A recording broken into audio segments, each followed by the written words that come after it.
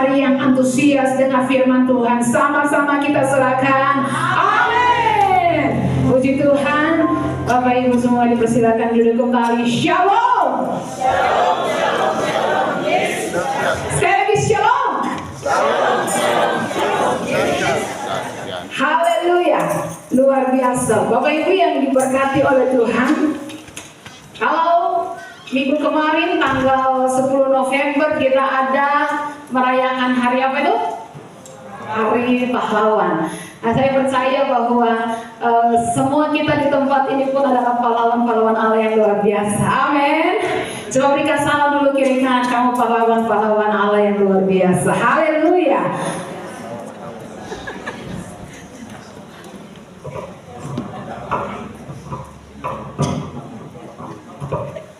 Buka bersama dengan saya Hakim-Hakim 7 ayatnya yang pertama hingga ayatnya yang ke-7.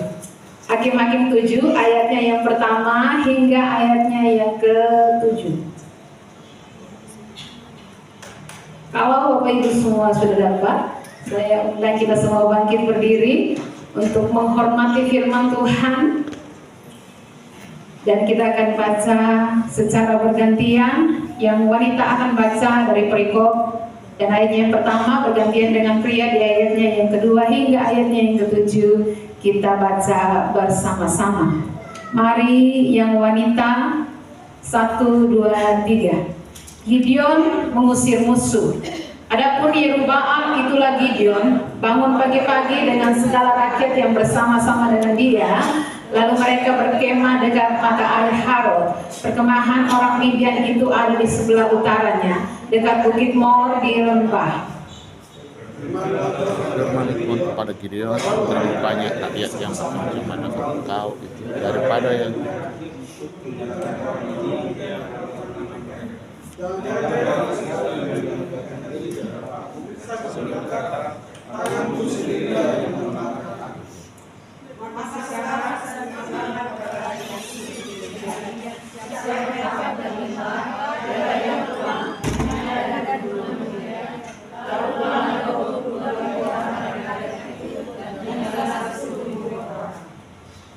Tapi Tuhan berfirman kepada Gideon, masih terlalu banyak rakyat, suruhlah mereka turun minum air, maka aku akan menyaring mereka bagimu di sana. Siapa yang inilah orang yang akan pergi bersama-sama dengan engkau. Dialah yang akan pergi bersama-sama dengan engkau. Tetapi barang siapa yang kufirmankan kepadamu, inilah orang yang tidak akan pergi bersama-sama dengan engkau. Dialah yang tidak akan pergi.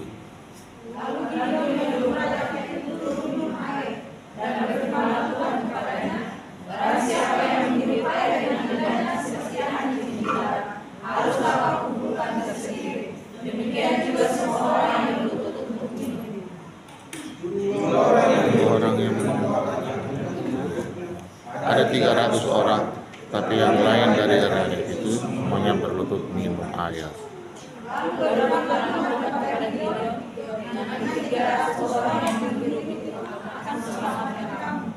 Aku akan menyerahkan orang Midian ke dalam tanganmu, tetapi yang lain dari rakyat itu semua berlutut.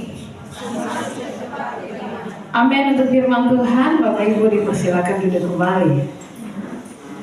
Tema firman Tuhan dalam minggu ini adalah tentang kemurnian yang disampaikan oleh Bapak Gembala. Nah, kita melihat bahwa kalau dalam firman Tuhan dikatakan di ayatnya yang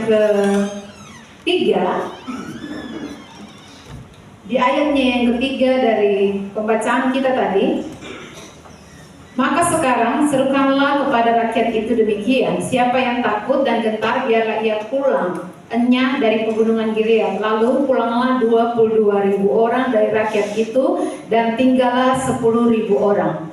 Kalau 22.000 orang pulang, tinggal 10.000 orang, artinya bahwa tadinya prajurit-prajurit yang mau maju berperang itu berapa orang? Rakyat yang mau maju berperang berapa orang?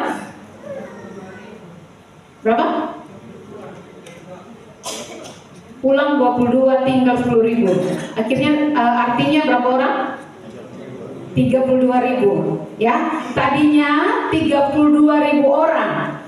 Sekarang 22.000 orang pulang, tinggal 10.000. Jadi aslinya ada 32.000 orang. Saya percaya bahwa orang-orang Kristen seperti yang kita sudah baca dalam firman Tuhan ini, semua kita di tempat ini adalah pahlawan-pahlawannya Tuhan yang dapat melakukan perkara-perkara yang dahsyat dalam kehidupannya. Orang-orang Kristen bukan orang-orang yang letih dan lesu. Amin. Saya percaya orang-orang Kristen bukan orang-orang yang kemanapun dia pergi selalu stres, mukanya muram dan capek. Ya, tetapi pahlawan-pahlawan Tuhan dalam hidupnya, dia pasti hidupnya, hatinya, mukanya penuh dengan kemuliaan Tuhan. Ya, supaya saya percaya pahlawan-pahlawan Tuhan hidupnya pasti penuh dengan sukacita, sekalipun banyak masalah, banyak penderitaan terjadi, hidupnya pasti penuh dengan sukacita. Coba kali senyum yang paling luar biasa buat kiri kananmu. Seharusnya pahlawan-pahlawan Tuhan pasti hidupnya penuh dengan damai sejahtera. Hari ini kita belajar tentang bagaimana pemurnian yang Tuhan lakukan atas 32.000 orang yang Tuhan suruh berperang, ya, yang Tuhan suruh Gideon untuk maju mengalahkan 3 bangsa yang besar ini, ya. Kita melihat Gideon adalah seorang pahlawan Tuhan yang gagah perkasa, tetapi tidak mungkin dia maju sendiri dalam peperangan. Dia harus memimpin sekitar 32.000 orang untuk melawan orang-orang Midian, Amalek, dan orang-orang dari pegunungan timur. Nah, dalam Hakim-Hakim 6, Tuhan mengajar kita, kalau kita mundur di pasal sebelumnya, bahwa ketika Tuhan menyuruh Gideon untuk maju berperang, Gideon harus mengalahkan peperangan dalam pikirannya. Ya, kita lihat dalam pasalnya yang ke-6, di ayat yang pertama, tetapi orang Israel melakukan apa yang jahat di mata Tuhan, sebab itu Tuhan menyerahkan mereka ke dalam tangan orang Midian 7 tahun lamanya, dan selama itu orang Midian berkuasa atas orang Israel. Karena takutnya kepada orang Midian itu, maka orang Israel membuat tempat-tempat perlindungan di pegunungan, yakni gua-gua dan kubu-kubu. Ya, jadi orang Israel itu hidup dalam ketakutan. Mereka karena saking takutnya, mereka tidak tinggal lagi di rumah. Mereka tinggal di gunung-gunung, di goa-goa, karena takut kepada orang Midian.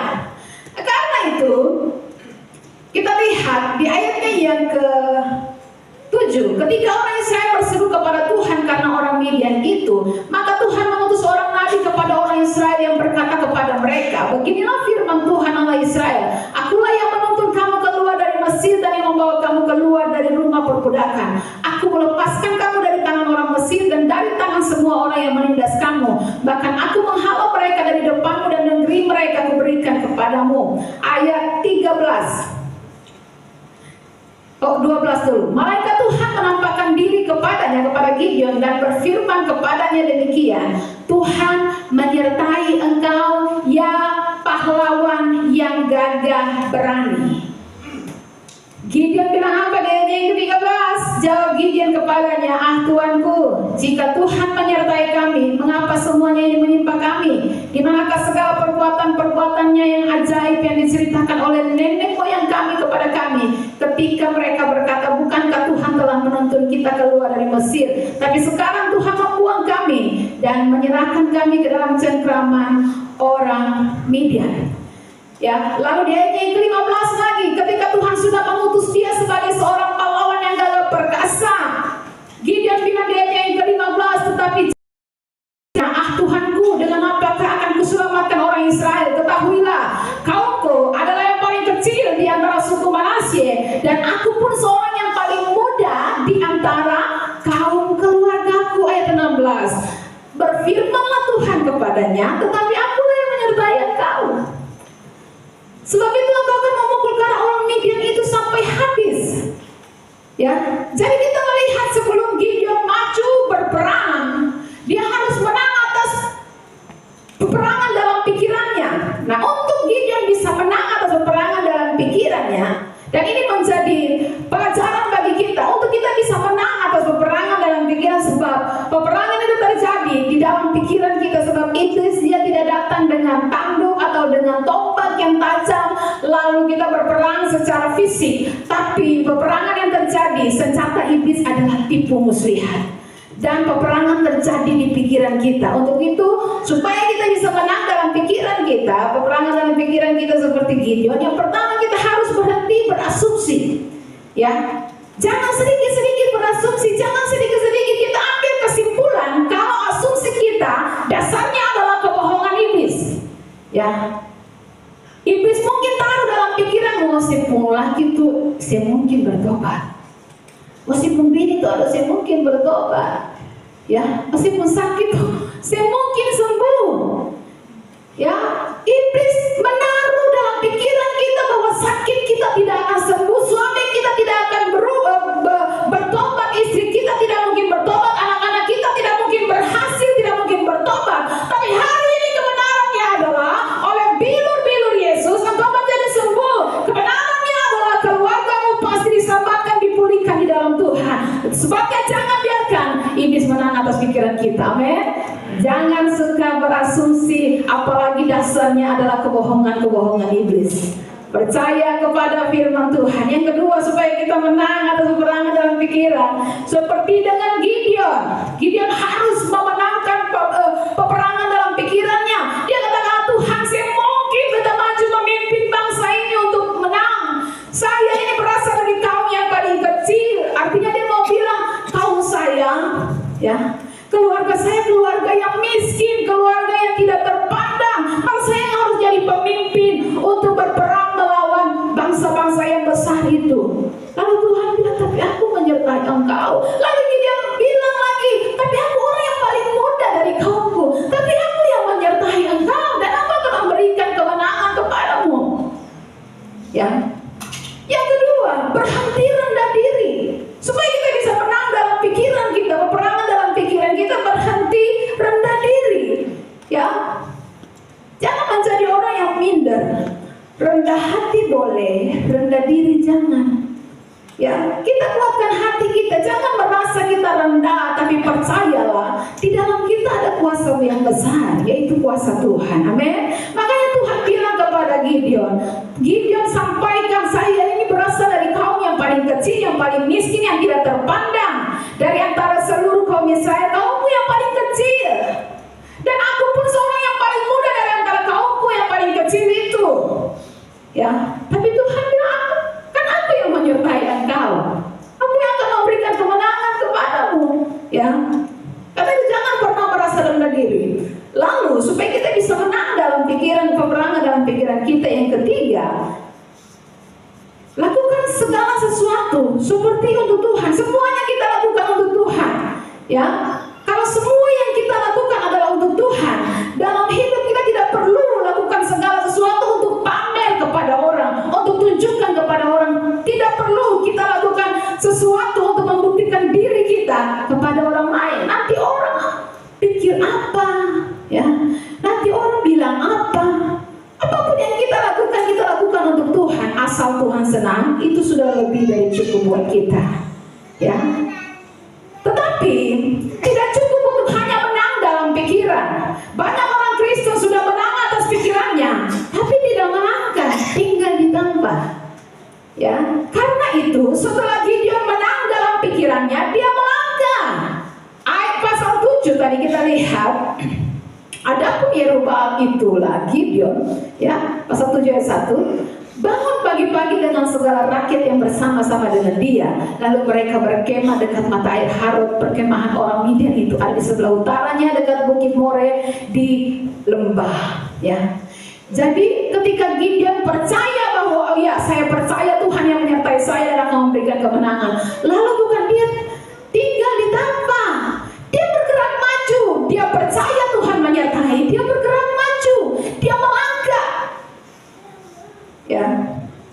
Dan memang itulah rencana Tuhan buat kita, pahlawan-pahlawan Tuhan yang gagah perkasa. Kita tidak hanya diam saja, kita tidak hanya stagnan saja, tapi kita harus terus maju. Ya, harus lebih maju hidup kita. Sebab penyakit orang Kristen akhir zaman ini adalah begitu-begitu saja. Ya, begitu-begitu saja. Hidup begitu-begitu saja. Saya maju, saya mundur, saya naik, saya turun, begitu-begitu saja. Ya, 5 tahun yang lalu sama hari ini tidak ada beda.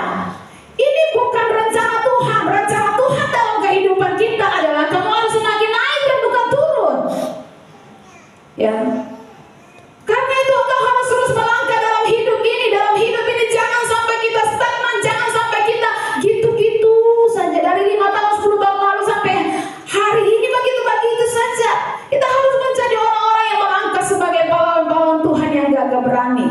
Ya.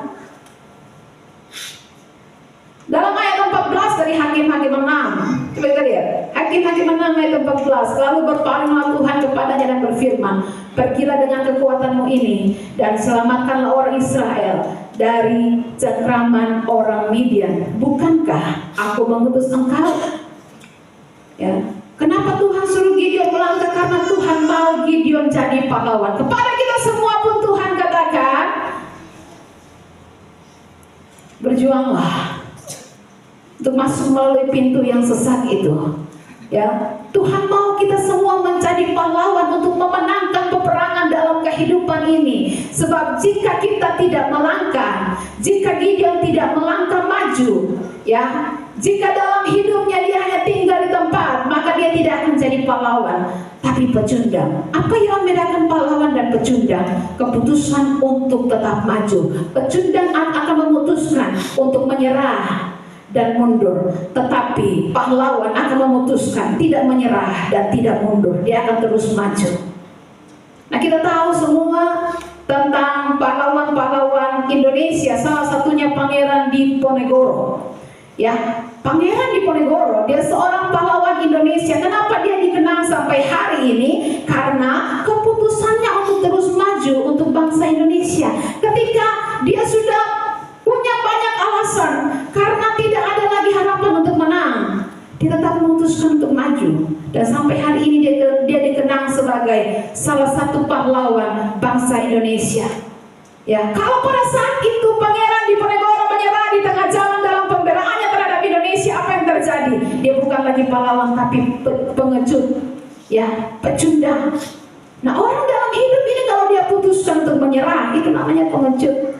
Orang-orang Kristen yang merupakan pahlawan-pahlawan Tuhan, dia akan menghadapi masalah sebesar apapun, tapi keputusannya, saya akan tetap maju sebab Tuhan memberikan saya kekuatan untuk melangkah dan melihat kemenangan besar terjadi dalam kehidupan saya. Amin.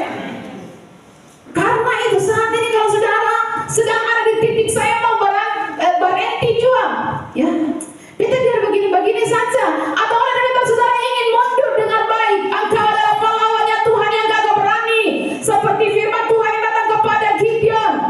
Ya, jangan takut, engkau pahlawan yang gagah perkasa, majulah, jangan sampai engkau menyerah. Ya, coba senggol kiri kanan kita, bilang jangan sampai engkau menyerah. Haleluya.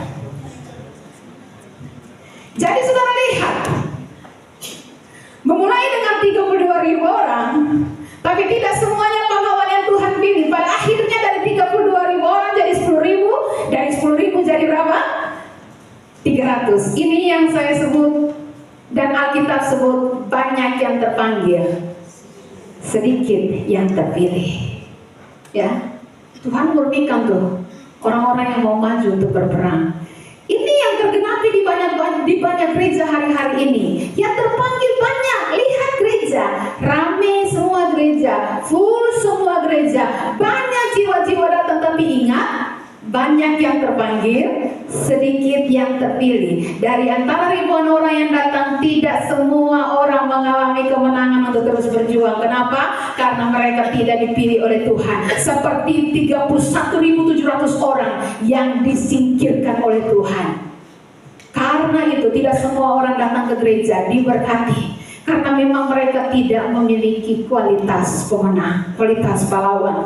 Doa saya biar semua kita yang hadir di pagi hari ini, saudara akan dipandang Tuhan sebagai pahlawan-pahlawan yang gagah berani, yang Tuhan akan berikan kemenangan besar dalam kehidupan saudara. Sampai pada akhirnya, seperti 300 orang ini, akhirnya mereka bisa mengalahkan orang-orang Midian, bangsa Midian, Amalek, dan tentara-tentara dari timur. Ya. Nah, kita akan melihat ada 3 kualitas pahlawan yang Tuhan cari dari 32.000 orang yang hanya ditemukan dalam 300 orang ini. Ya, ada 3 kualitas pahlawan yang kita akan lihat dari pembacaan kita Hakim-Hakim 7. Ayatnya yang ke-3. Tuhan pilih 32.000 Gideon terlalu banyak. Nanti dong bilang kami menang karena memang kami, kekuatan kami. Karena Tuhan saring. Ayatnya yang ketiga, maka sekarang serukanlah kepada rakyat itu demikian, siapa yang takut dan gentar, biarlah ia pulang, enyah dari pegunungan Gilead. Lalu pulanglah 22.000 orang dari rakyat itu, dan tinggallah 10.000 orang. Seorang pahlawan pasti memiliki mental pemenang. Dari 32.000 Tuhan suruh Gideon kasih tahu, coba bikin survei terhadap 32.000 orang ini kata maju baku perang. Dalam hidup ini peperangan. Jadi yang takut dan gentar suruh pulang, enyah kata Tuhan dari pegunungan Gilead. Tuhan lagi cari, Tuhan suruh pisahkan dua kubu ini, antara yang takut dan yang berani. Ya, yang punya mental pemenang, yang satunya mental pecundang. You winner or loser. Ya, Tuhan suruh pisahkan karena Tuhan tahu di antara 32.000 orang ini sudah mulai muncul omongan-omongan. Aduh, terlalu susah. Lawan terlalu banyak. Kira-kira kita bisa menang? Aduh, mustahil kita bisa menang. Ya, aduh terlalu sulit. Nanti dong terima bagaimana? Nanti dong tolak ketong bagaimana? Ya, makanya saya bilang buat ketua remaja, ya, ayo masuk di sekolah. Kita bikin Natal lagi di sekolah. Kalau tahun kemarin sudah bikin lagi.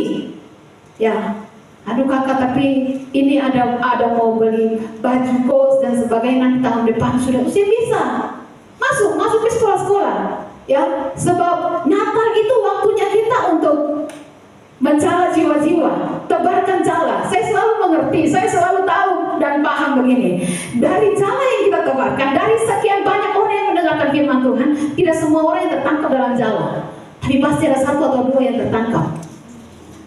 Ya, tidak semua orang, dan tidak peduli dengan yang rame-rame. Yang penting ada satu atau dua yang bertobat. Dan kita bilang satu bertobat, surga bertopik seorang. Buat apa rame-rame tapi semua masuk neraka? Lebih baik satu atau dua tapi bertobat, itu yang penting. Ya, makanya saya bilang masuk.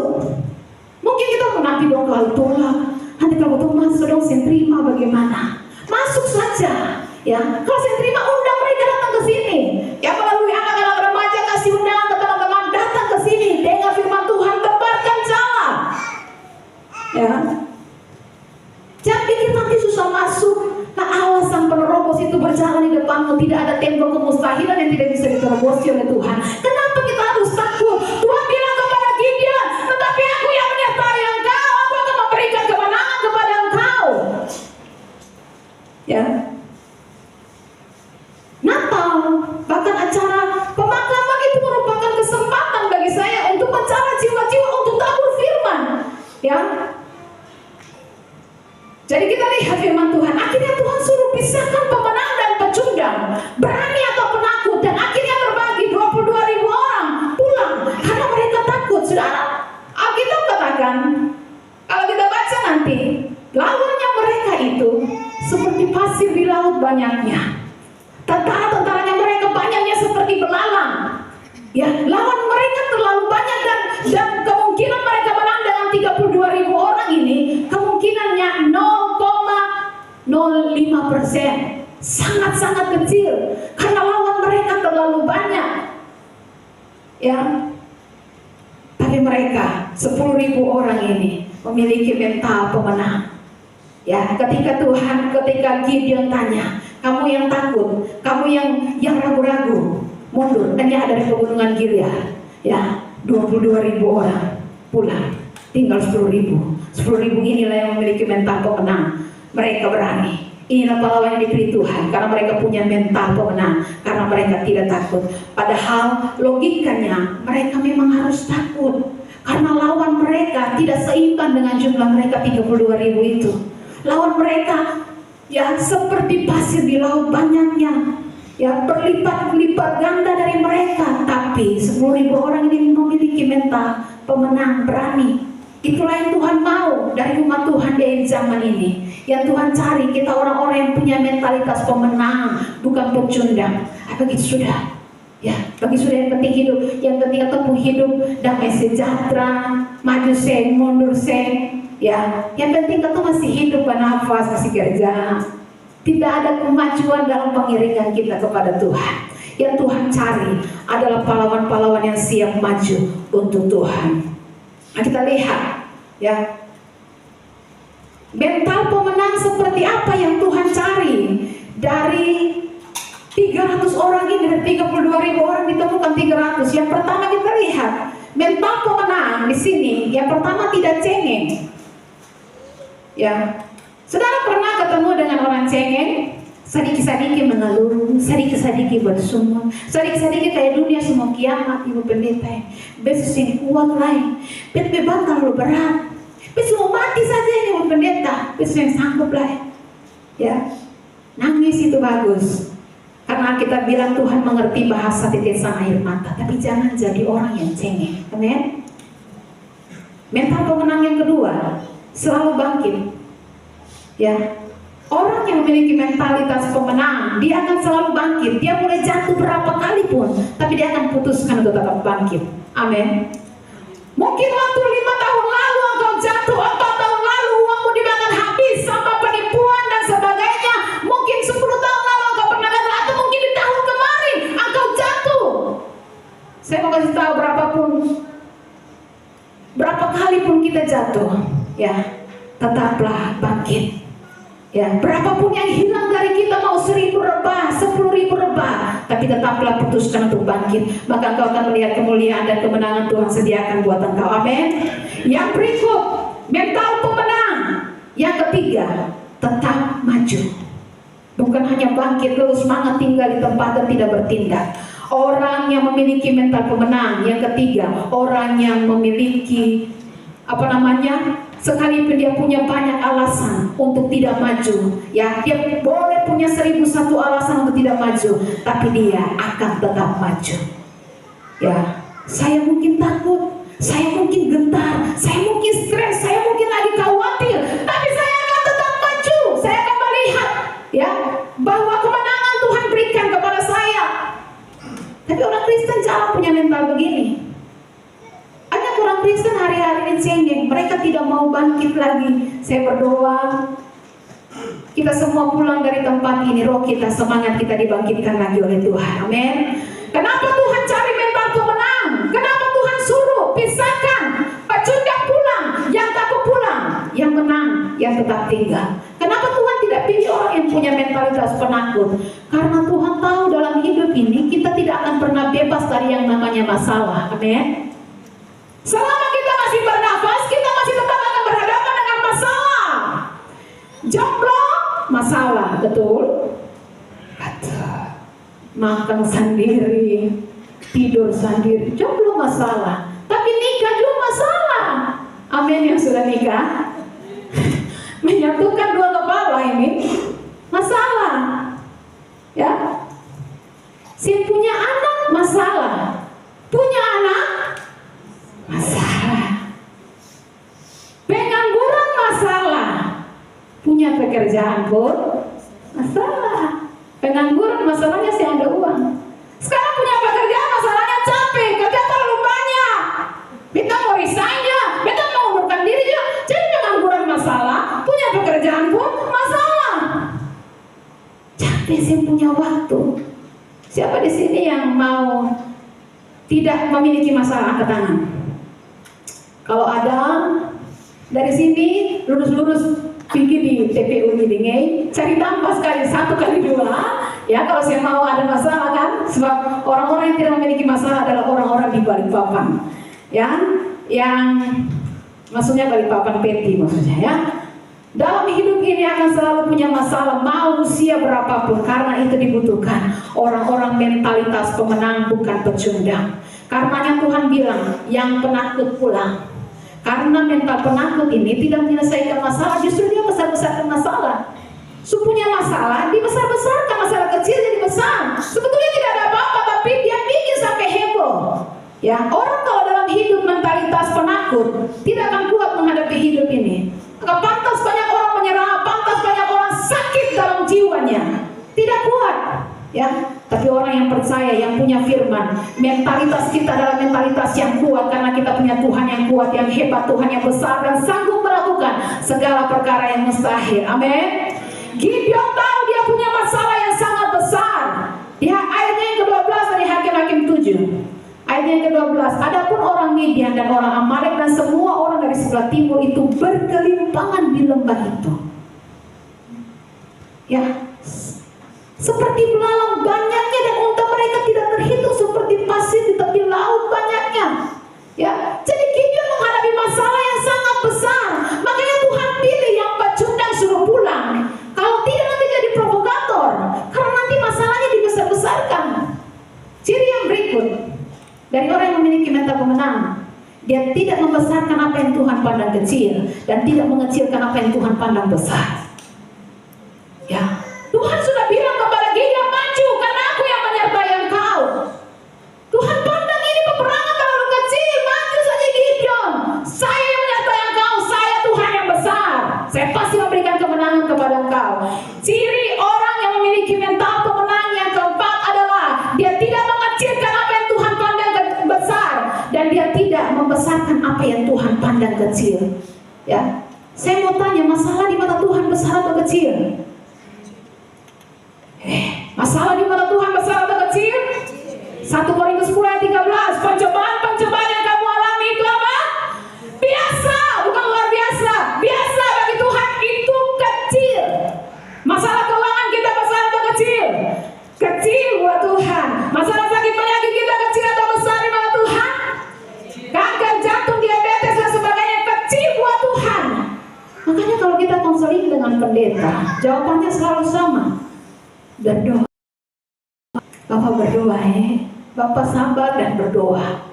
Ya, pendeta kita sing kuat lah, lebih baik kita mati daripada menghadapi semuanya. Pendeta menjawab cuma satu, berdoa, sabar. Ya, sing enak memang curhat dengan pendeta, lebih enak curhat dengan tetangga. Ya, sebab kalau ibu-ibu ya yang mungkin korban selingkuhan curhat dengan tetangga boleh kasih kompor karena nggak menyala ya. Hiku sih masih bertahan, ampun nih, laki-laki kali satu dalam dunia ini. Mulai kompor itu yang enak, tapi kalau pipi konseling dan pendeta, ibu berdoa sing enak memang. Apa berdoa terus? Datang di sama pendeta ujung-ujungnya berdoa apa terlalu? Padahal memang itu solusinya, karena di mata Tuhan doa itu besar. Tapi sayangnya kita itu suka mengecilkan apa yang Tuhan pandang besar. Ya, contoh doa malam sedikit yang tertarik. Ya, jarang ada yang mau datang, banyak orang tidak mau datang. Dolai, ibadah terlalu banyak. Doa apa sih? Saya ada waktu untuk keluarga. Setiap hari saya ada ibadah lah, doa lah. Saya punya adik ya, yang biasa main drum, David. Dia bilang, udah waktu kesaksian di konser. Kalau dia bilang, kita waktu di sekolah di Ambon atau ibadah 1 minggu 1 kali hari Minggu. Di Rusia juga sama, ibadah 1 kali 1 minggu hari Minggu sabar ibadah. Pulang di lagi. Setiap hari saja ada ibadah sampai malas lain. Jadi ibadah terus. Tapi waktu kita dengan firman Tuhan kemarin, kita langsung dapat penjawaban. Dia bilang, ya. Jadi ketika saya sampaikan, jangan tunggu, kita enjoy dulu. Kenapa ya? Kita tuh kalau ibadah kita kurang enjoy. Kita kalau berdoa itu kurang enjoy. Kita kalau baca Alkitab tuh saya enjoy. Ya memang karena ibadah, baca Alkitab dan berdoa itu latihan. Jangan tunggu enjoy baru bikin. Sebab kalau kita ikut kita punya daging, kita tidak akan mau berdoa. Kalau kita ikut kita punya daging, kita tidak akan mau beribadah. Kalau kita ikut kita punya daging, kita tidak akan mau baca Alkitab. Tapi kalau kita bilang matikanlah dalam dirimu segala sesuatu yang daging itu. Kalau tidak, engkau akan menuai kebinasaan. Siapa menabur dalam daging, Galatia 6 ayatnya yang ke-7, akan menuai kebinasaan. Tapi siapa menabur dalam roh, terus memberi makan rohnya, ikuti kehendak rohnya, dia menuai hidup yang kekal. Jangan sesat, ayat sebelumnya dibilang. Coba Galatia 6 ayat 7. Jangan sesat, Allah tidak membiarkan dirinya dipermainkan. Karena apa yang ditabur orang, itu juga yang akan dituainya.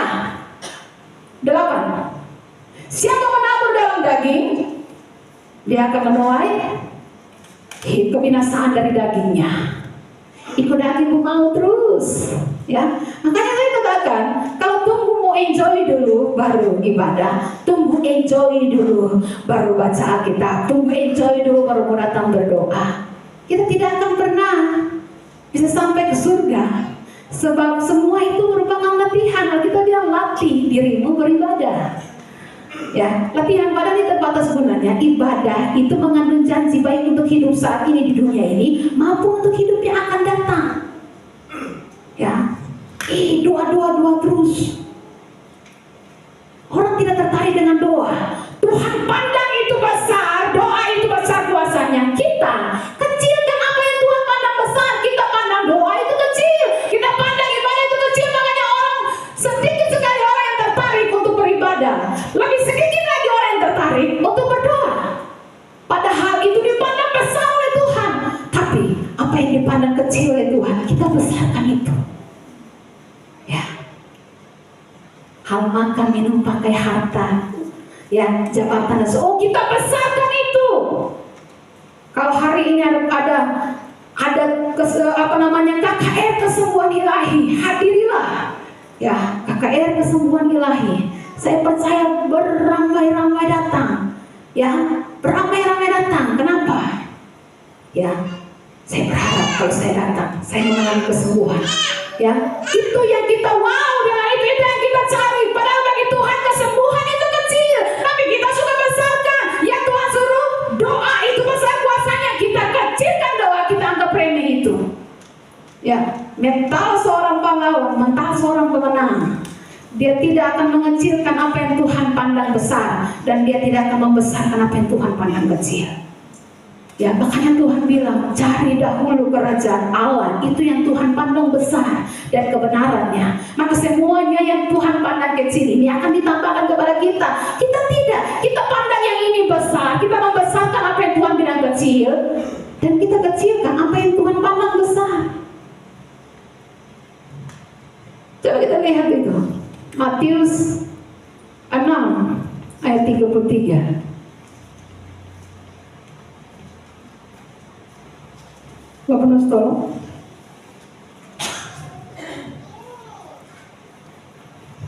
Demikian firman Tuhan. Ya. Carilah dahulu kerajaan Allah dan kebenarannya, maka semuanya itu akan ditambahkan kepadamu. Ya, saya bacakan dari terjemahan masa kininya. Jadi usahakanlah dahulu supaya Allah memerintah atas hidupmu dan lakukanlah kehendaknya, maka semua yang lain akan diberikan Allah juga kepadamu. Jadi harus kita usahakan itu supaya Tuhan memerintah atas hidup kita, bukan berjalan terus ikut suka, bukan hidup terus ikut suka. Usahakanlah supaya Tuhan yang memerintah atas hidupmu dan lakukanlah kehendaknya, itu yang harus kita usahakan. Maka semua yang kecil-kecil itu akan ditambahkan. Jangan mengecilkan apa yang Tuhan pandang besar, dan jangan membesarkan apa yang Tuhan pandang kecil. Kalau Tuhan bilang doa besar kuasanya, maka jangan kecilkan itu. Ya.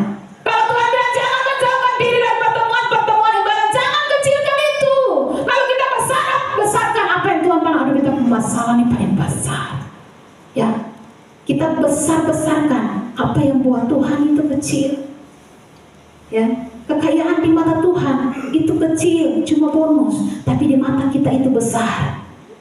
Iman di mata manusia dianggap remeh, tapi di mata Tuhan sanggup memindahkan gunung dan melakukan perkara-perkara besar dalam hidup kita.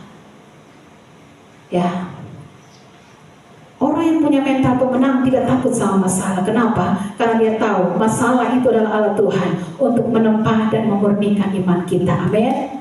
Makin banyak masalah saya, makin iman saya kuat. Karena itu Paulus dalam 1 Korintus 10 ayat 13, pencobaan-pencobaan yang kamu alami itu biasa. Orang yang memiliki mental pemenang, bagi dia masalah itu biasa. Kenapa biasa? Karena dia punya Tuhan yang besar. Saya lagi bangun rumah di atas, saya punya kepala kiri, akhir-akhir ini banyak. Ya, aduh nanti tukang begini. Saya punya lagi juga kerja di kantor. Ya, siapa yang mau awasi dong? Lalu saya pikir bagaimana kalau pencuri semen, dan jual semen, bahan-bahan kayu-kayu dan jualan. Tapi kemudian saya bilang kalau bukan Tuhan yang membangun, sia-sia orang membangun. Kita mau pakai tukang terbaik siapapun, tapi kalau Tuhan tidak menyertai, sia-sia. Jadi buat apa saya khawatir? Aduh, bagaimana sedangkan jalan masuk saja saya bergumul kalau masuk. Ya, gelombang terlalu tinggi-tinggi. batu di lompat terlalu tinggi, jadi untuk jalan masuk saya begini. Masa saya mau tinggal di sana untuk apa? Tapi setiap pagi saya harus bangun dan Tuhan, tolong untuk pekerjaan pembangunan hari ini, jauhkan daripada segala bentuk kerugian, kecurian dan sebagainya. Ya, saya cuma andalkan Tuhan. Saya tidak bisa percaya manusia. Mau tukang sebaik apapun saya tidak akan percaya.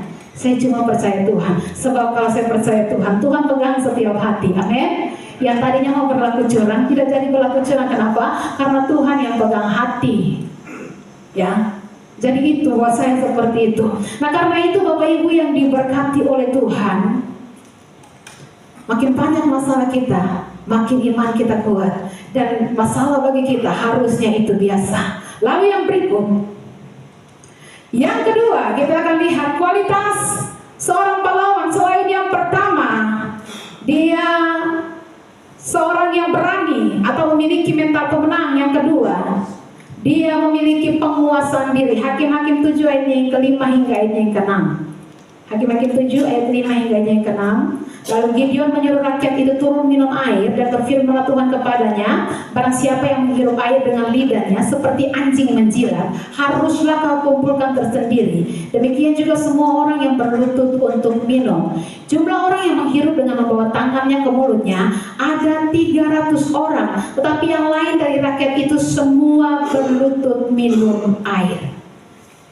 Ya, jadi orang yang berlutut ambil air lalu menghirup di tangannya seperti anjing, itu cuma 300. Tapi yang langsung berlutut langsung minum dengan mulut, itu 700 orang. Tuhan suruh yang 700 ini pulang.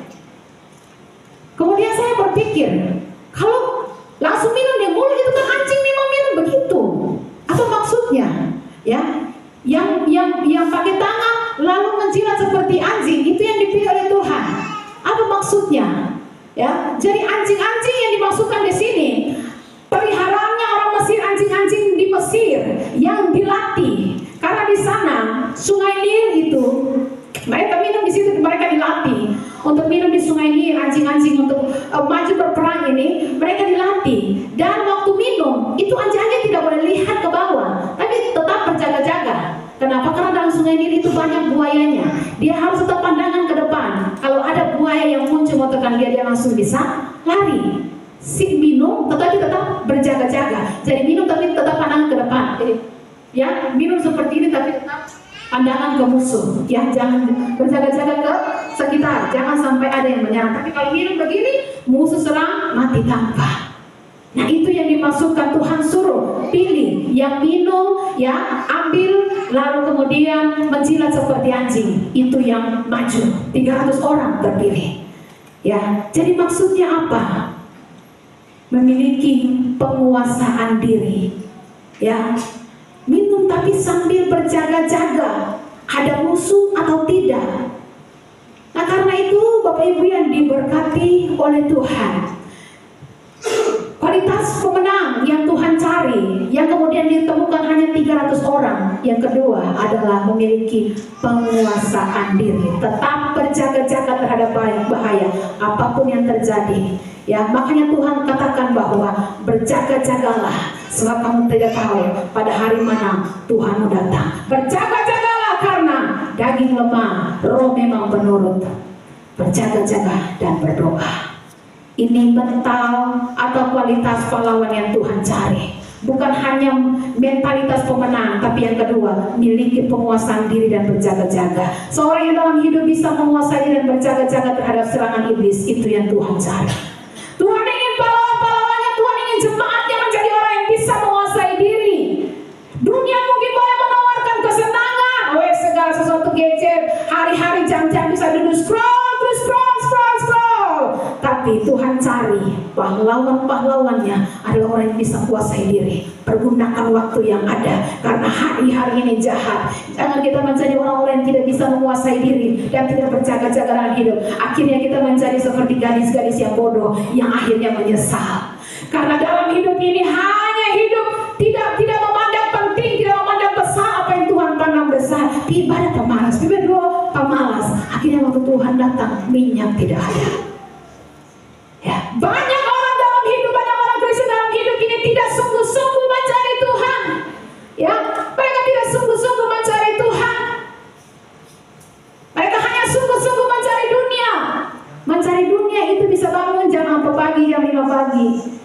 jam 10 atau 12 malam baru tidur.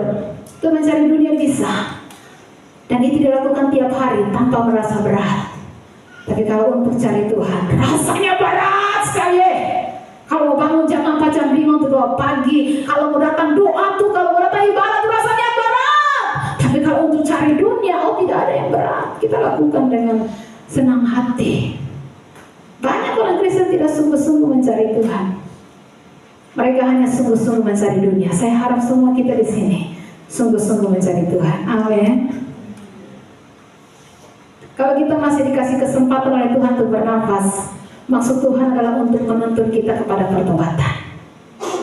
Tapi oleh kekerasan hatimu yang tidak mau bertobat, Roma katakan demikian, engkau sedang menimbun murka Allah atas diri pada hari dan waktu mana murka dan hukuman Allah yang adil akan dinyatakan. Dia akan membalas setiap orang menurut perbuatannya.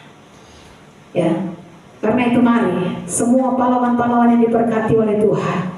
Tuhan ingin jemaatnya menjadi orang yang bisa menguasai diri. Kuasai diri, ingat, waktu singkat, berjaga-jagalah dan berdoalah supaya kamu jangan jatuh dalam pencobaan. Berjaga-jaga dan berdoalah, karena tidak lama lagi Tuhan datang. Hanya orang yang berjaga-jaga dan berdoa yang akan kuat berdiri di hadapan anak manusia. Ya. Iblis menyerang kita dengan cara-cara yang kita tidak sadar. Karena itu Yesus katakan, sadar dan berjaga-jaga, lawan musuh iblis. Orang Kristen harus berjaga-jaga. Kasih tahu kanan kiri, berjaga-jaga. Karena hari-hari ini banyak strategi iblis untuk menyerang saudara dan saya. Kadang-kadang kita tidak sadar, bapak-bapak tidak sadar, diserang sama iblis. Ya, hari-hari ini banyak bapak-bapak yang jatuh dalam dosa perselingkuhan. Ya, karena kita tidak sadar. Kok bisa? Bapak itu paling baik. Karena tidak jaga-jaga dengan tipu muslihat iblis. Contoh bapak-bapak di kantor, tiap hari baku dapat dengan orang tua, ya, teman kerja di kantor, dengan wanita di kantor. Awalnya cuma tanya-tanya kabar. Kabar bagaimana? Baik. Itu akan maju lagi. Sumakan ke belum? Akan maju lagi. Ada bikin apa? Ya, awalnya cuma tanya-tanya kabar. Ya, apalagi kalau bini di rumah, saya pernah tanya kabar. Apalagi kalau bini di rumah, aduh, ya, mulai iblis serang dan jatuh dalam perangkap iblis. Anak-anak muda jangan lengah, iblis bisa pakai pacarmu untuk menjatuhkan engkau. Maka hari-hari ini anak-anak muda yang sementara mencari hubungan, ya, kalau kamu pacar mau pegang, suruh dia pegang kabel telanjang. Ya, kalau mau raba-raba, kakak silakan pegang kabel telanjang, ya. Hati-hati dengan semua serangan iblis. Makanya semua kita harus berjaga-jaga. Iblis juga pakai siapa saja dengan cara apa saja untuk menyerang kita. Ya, berjaga-jaga dan berdoa. Yang terakhir, kualitas pahlawan yang Tuhan cari, yang akhirnya ditemukan dalam 300 orang ini. Dari 32.000 orang, tinggal 10.000 orang yang memiliki mental pemberani atau pemenang. Dari 10.000, Tuhan temukan 300 orang yang memiliki penguasaan diri dan berjaga-jaga. Sambil minum, sambil makan, tetap berjaga-jaga. Tapi kemudian Tuhan mau bilang, kualitas pahlawan yang Tuhan cari tidak mengandalkan manusia. Dari 32.000 jadi 10.000, dari 10.000 jadi 300. Ya, saudara, 32.000 orang lawan tentara Midian, Amalek, tentara-tentara dari timur. Itu tidak ada artinya. Kemampuan menang mereka cuma 0,05%. Ya, lalu kemudian kas kurang lagi 22.000 keluar, tinggal 10.000. Itu kemungkinan menangnya 0,01%. Lalu kemudian ada 10.000 kas kurang lagi, tinggal 300. Minus, tidak mungkin menang. Ya, tapi di situ Tuhan menempa karakternya Gideon. 32.000 saja tidak mungkin, apalagi 10.000, apalagi tinggal 300. Tuhan mau bentuk kita supaya kita punya kualitas, kita tidak mengandalkan manusia. Ini rata-rata kelemahan yang dimiliki oleh banyak manusia. Kalau kita merasa kita punya banyak harta, kita dekat dengan orang-orang kuat, hebat, punya jabatan, ya, kita pikir kita bisa bertindak sesuka hati. Kita pikir kalau kita punya gaji yang besar, kita punya banyak harta, banyak uang, lalu kita pikir orang tidak bisa atur kita, apalagi Tuhan. Tidak mau diatur. Akhirnya kita jadi tidak mengandalkan Tuhan. Kita mengandalkan kekuatan kita, kekuatan uang kita, kekuatan saldo di kas, ya. Kita andalkan teman kita. Kenapa Karena itu banyak orang-orang muda yang orang tuanya kaya, sombongnya minta ampun karena mengandalkan manusia.